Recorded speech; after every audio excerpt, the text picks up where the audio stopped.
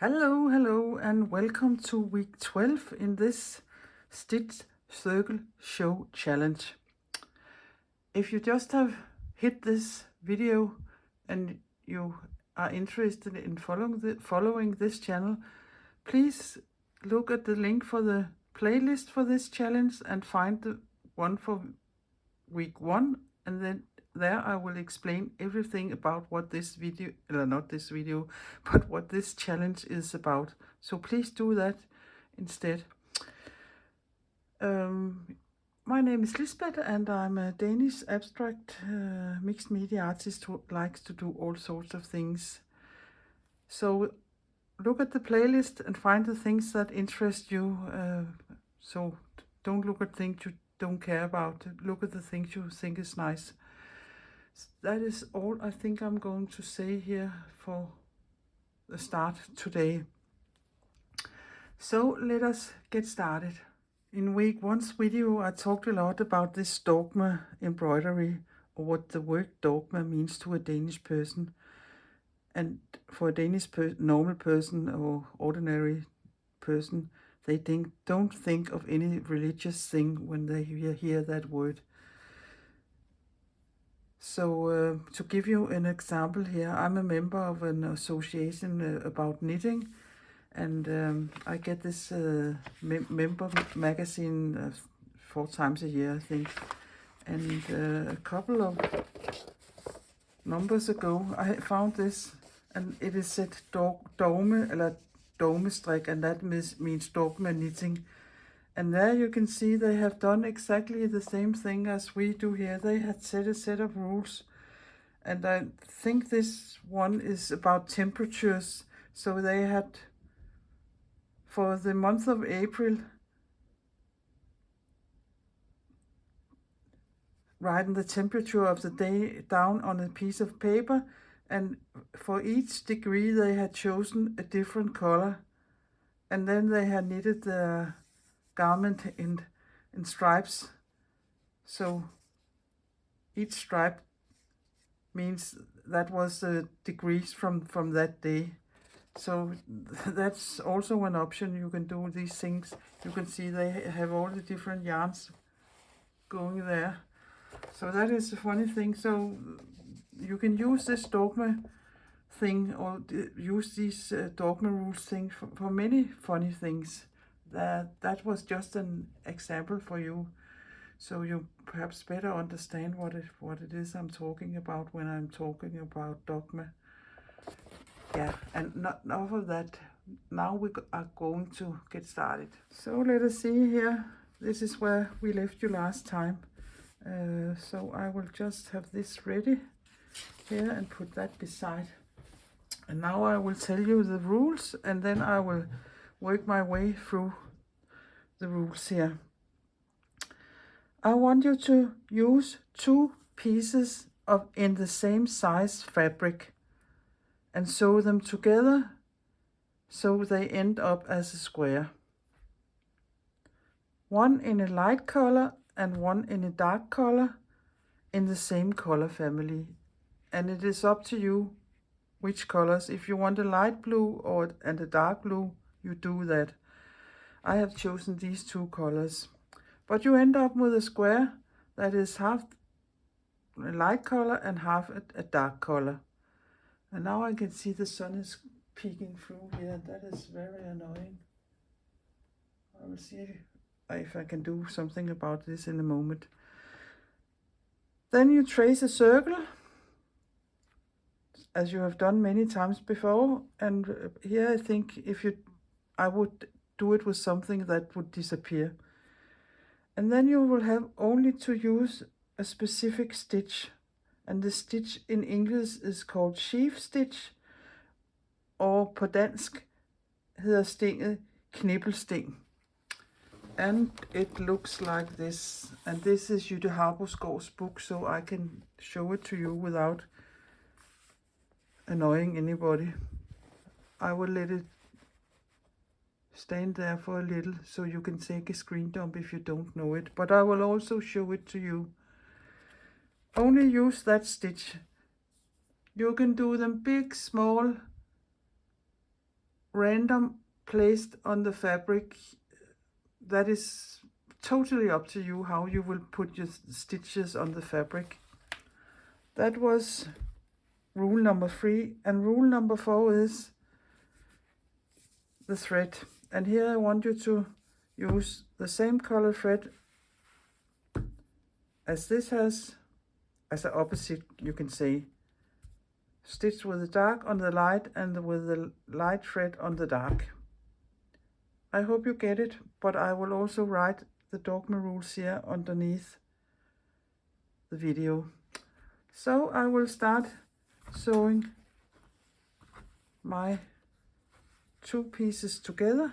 Yeah, and they are nearly the same, but I don't think that it matters. And I will take 1/2 centimeter here and sew them together. And I will sew them together with that stitch on that way that is called invisible basting. But I can show it to you. And now I will do something about this slide. Just a moment. I have my 2 pieces, so I will just flip this over, and then I will attend to that these 2 are on the same level, and these 2 aren't, but since I'm stitching in here, that doesn't matter. And I had taken just a normal machine sewing thread. Ooh, that was hard to say. And then I will just come up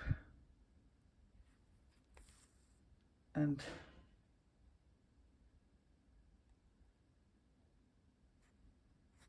go a couple of threads back and come up about 1 centimeter, a couple of threads back and come up, and a couple of back there and 1 centimeter.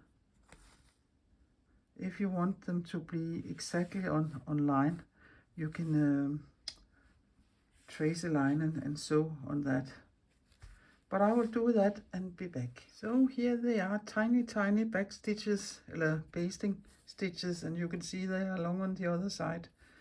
And now I will just open it and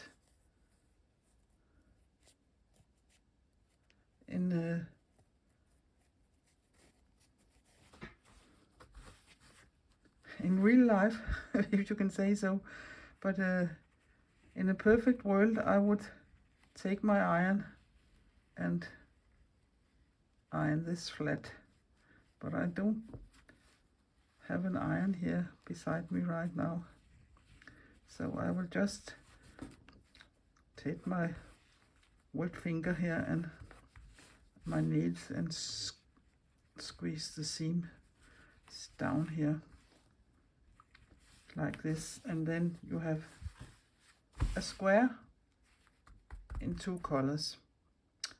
Yeah, and then I will thread my needle. No, I also will do that, but I will trace a circle, and you can use a template like this, but I recently bought a set for making cookies and other baking things, I think, and I think I will use the same one as last week, and that is this one, and trace my circle there.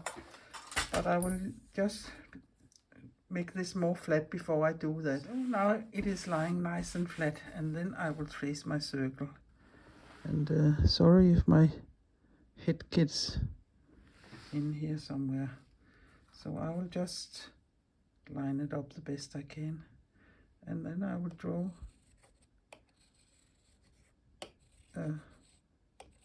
I don't push or squeeze the pencil very hard here in my fabric because I want it to disappear.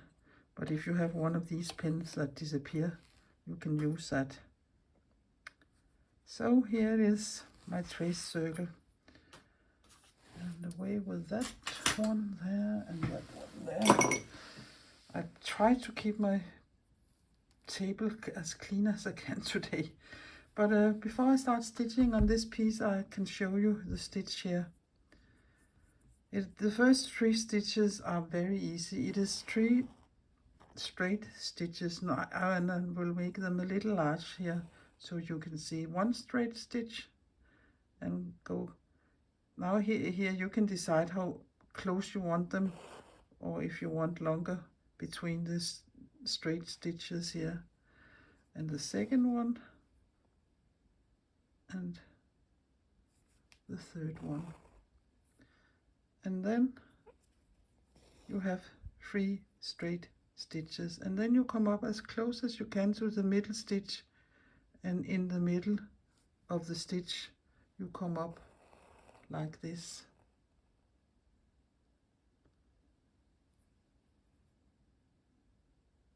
And then you go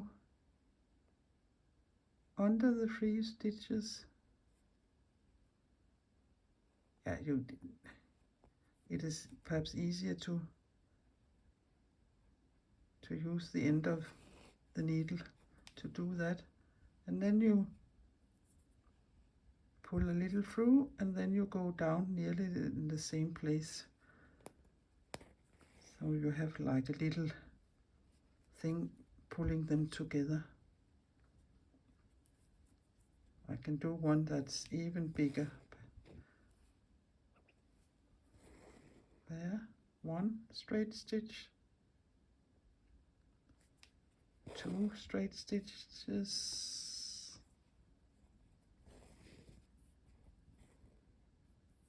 and the third one. There. And then you come up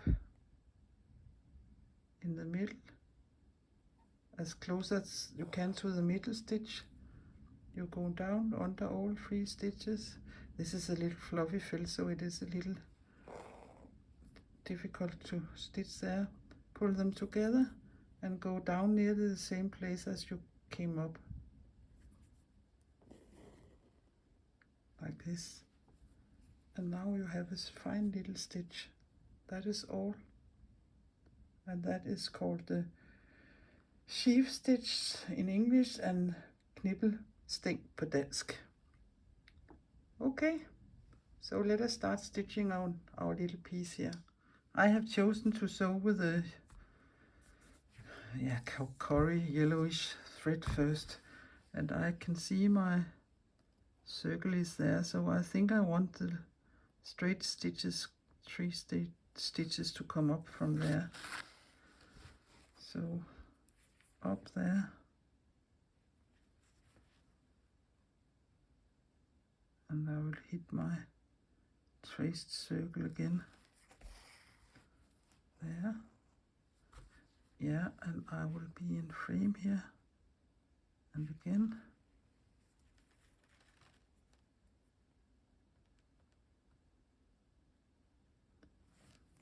There was the second one, and here is the third one, and you can come up here as close as you can to the middle one. And I think it is easier to put my eye through the needle first, there, and then stitch down where you came up. And pull your thread through, and there you have a little sheaf. I don't know if it means the same in Danish as it does in Danish, but the name in Danish means, in the old time when the farmers were harvesting, they put the cones up in stacks like that. I think that is what it means. It is in Danish, but I don't know if it's that in English. Someone can perhaps tell me that. So I think I will just make them totally random here on my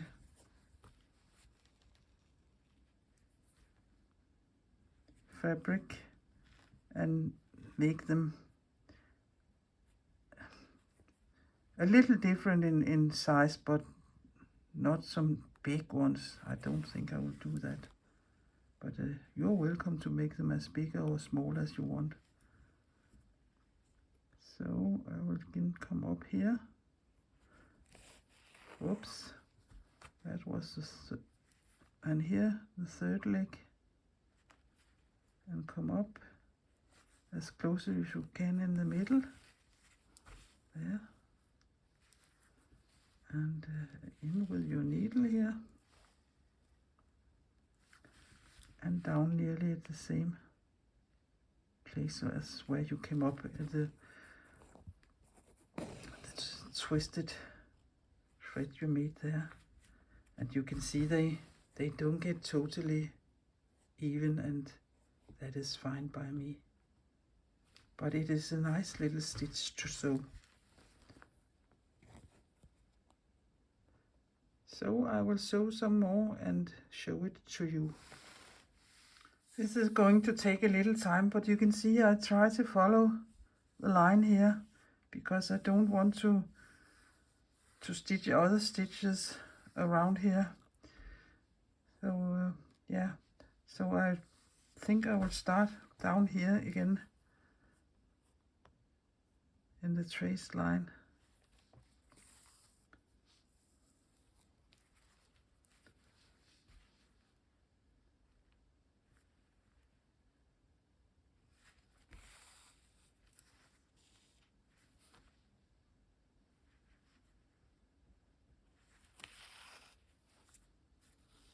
Toward the second straight stitches and the third, and then you come up in the middle there like this, go under all three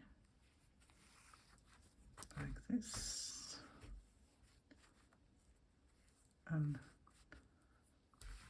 pull a little in your thread and go down nearly the same place as you came up like this. And I think I will follow the line up here, and then this is just to fill that out afterwards. So I will show it to you when I have done this brown side with the curry colored thread. So done with the first half of the circle, and they look very nice, I think.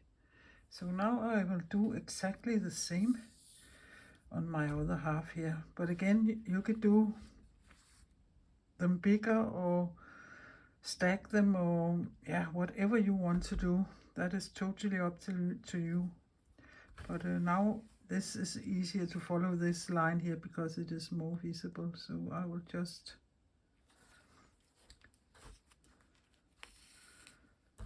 start stitching with the brown color here, and I'm a little excited to see how it will look here with a new color.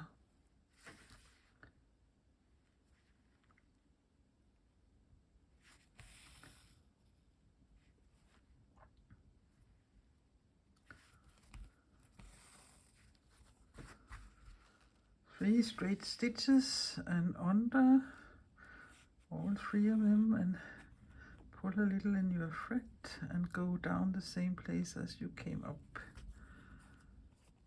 So that is a sweet little stitch and not very difficult. That is. But I will sew all this, and then I will be back and show the finished piece to you. This is what I meant about tracing up where I have to stitch.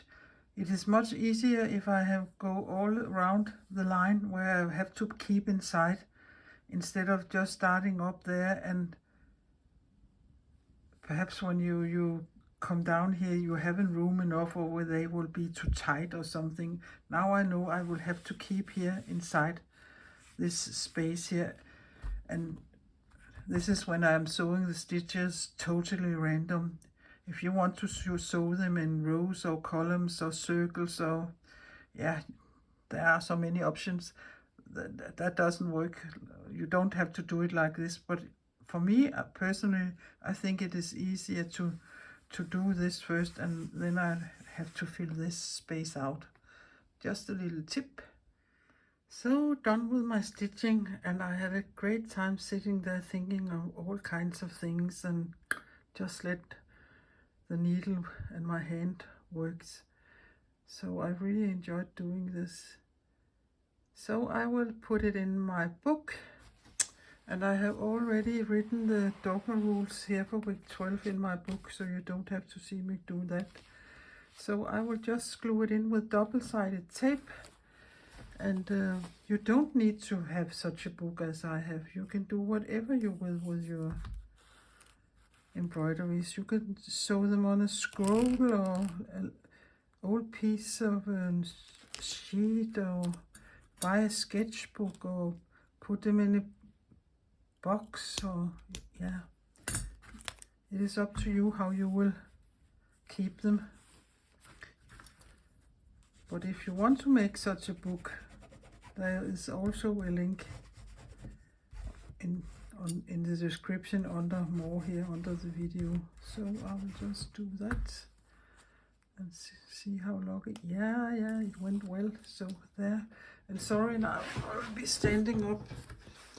Yeah, my book is getting fatter and fatter, so perhaps it will be more and more difficult to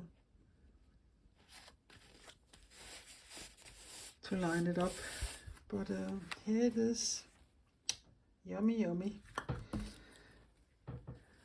I hope you will enjoy stitching this stitch as much as I have. And I really hope to see a lot of different colorways in the embroidery group, or the Dogma embroidery group on Facebook, and on Instagram also. If you're only on Instagram and don't like to use Facebook, you can also show them there. That's up to you how you want to do it, or if you want to keep them all by yourself, you're also welcome to do that. But if you haven't been enjoying seeing this video, and if you have learned some tips and tricks and got some new ideas and something to think about, please give my video a thumbs up, and please consider subscribing my little Danish channel. I would appreciate it very much, and it will help my little channel to grow, and it will help the algorithms to blow this out, because there must be other than us that are doing this already, that are interested in doing such a challenge as this one here. So I will only say take care and be creative, and see you next Thursday. Bye bye.